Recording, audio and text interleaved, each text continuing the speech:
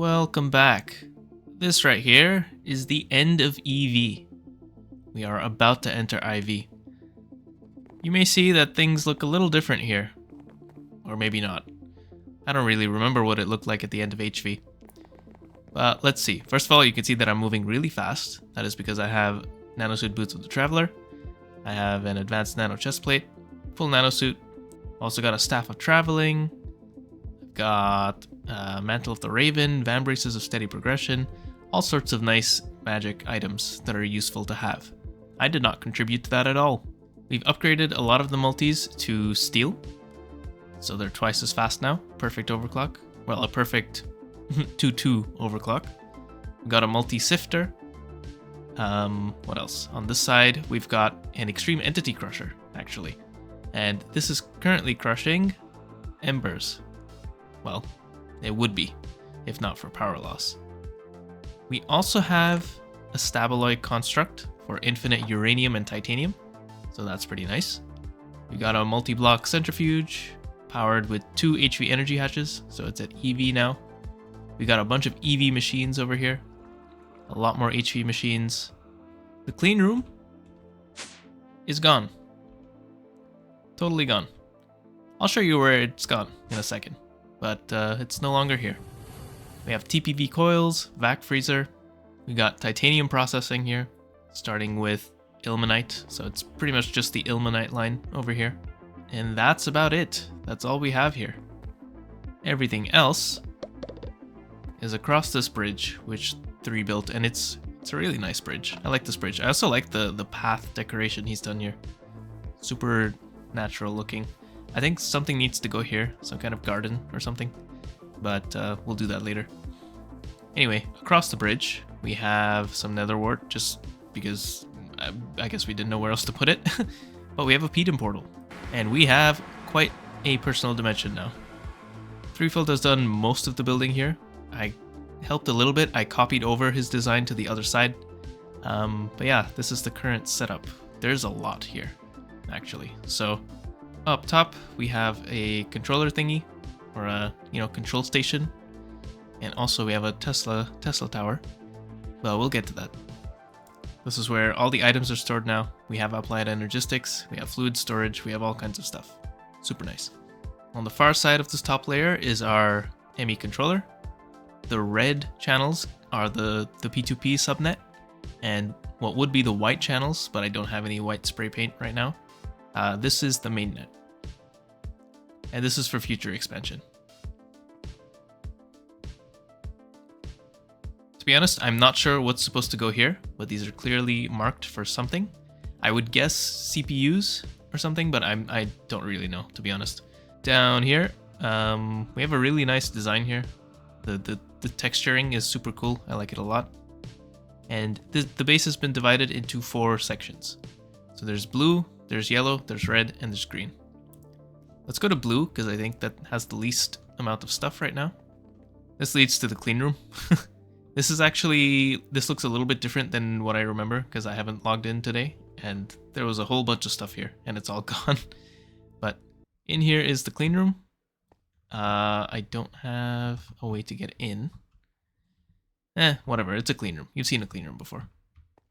To the south, in the red section, we have bees. We also have some placeholder spots for other things, but mainly we have bees. I know I said I was going to help with this, but I haven't yet. I kind of don't really want to until Gendistry, because the regular bee breeding process is not fun to me, but Threefold enjoys it, so he's been doing this. And there's also magic stuff down here. This is the infusion altar. The lighting in here is really nice, but the other 2 play with shaders off, so I don't think they realize how nice this looks. But maybe if they're watching this video, they can see it. This looks really nice with the lighting. But anyway, up here is basically a copy of Threefold's The Hive design. I haven't actually been here, so this is my first time too, and it looks pretty nice. Looks very familiar. If you've seen Threefold's Season 2 before, you've seen all this before. Well, not everything, but you've seen the design before. And over here is a witchery altar. A really, really powerful witchery altar. 11,000 power. And decorated too. Looks really nice. Now up here in these floating areas, I'm not totally sure what's supposed to go there, but I would guess crops, since this one has peanuts growing here. So I imagine these other locations are also going to be crops.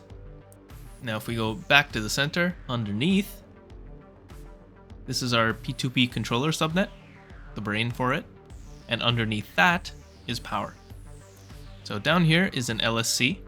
This leads to a couple of places. So power in comes from a vac nuke setup set up by Potato. And power out goes to a Tesla tower set up by me, with some help from Potato for crafting the stuff.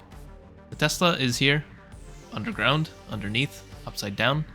It's upside down because that makes the cable a bit easier to place, but honestly, I prefer it right side up, which is weird because usually I prefer things in weird orientations. It looks okay.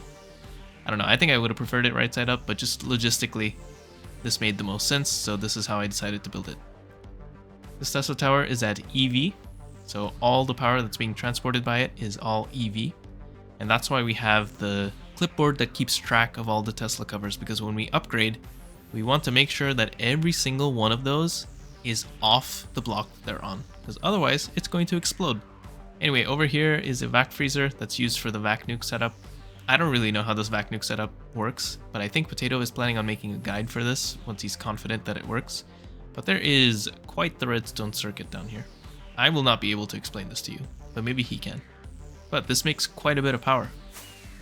It's currently off, but... No, I got a trophy.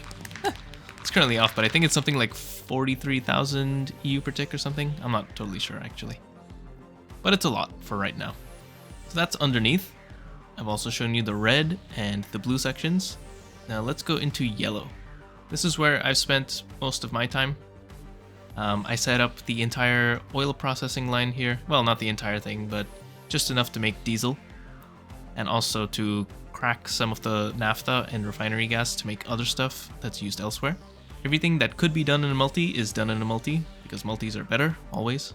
It's not totally automated. I still need to bring in the oil by hand. I also need to provide the redstone dust by hand. And the machine I don't think is connected to the LSC. There's just a battery buffer here, and that's kind of it for right now. So this is a little bit of a work in progress still. On the other side, we have benzene production. This is set up by 3 and Potato. I didn't really help with this at all, to be honest, but it's benzene. And over here, I set these two monstrosities up. I'm not proud of them, but they work. This front LCR is for making PTFE.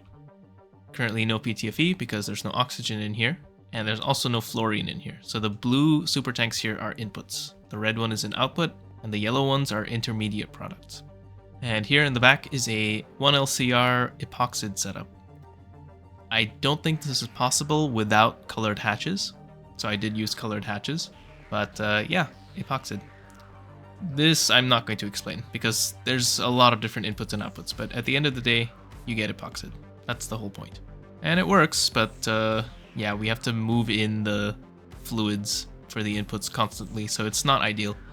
The reason we have these two jank setups is because it predates our AE2 infrastructure, but now that we have some AE2, it would be much better to rebuild this and do it correctly. Also some slime stuff here, and on the far side, this is going to be some machines. Currently just placeholders, but machines will go here. That's the east wing. And finally, the west wing, the green side. On the south, there's more placeholder spots for more machines. And on the north is our auto crafting section. We don't have much right now.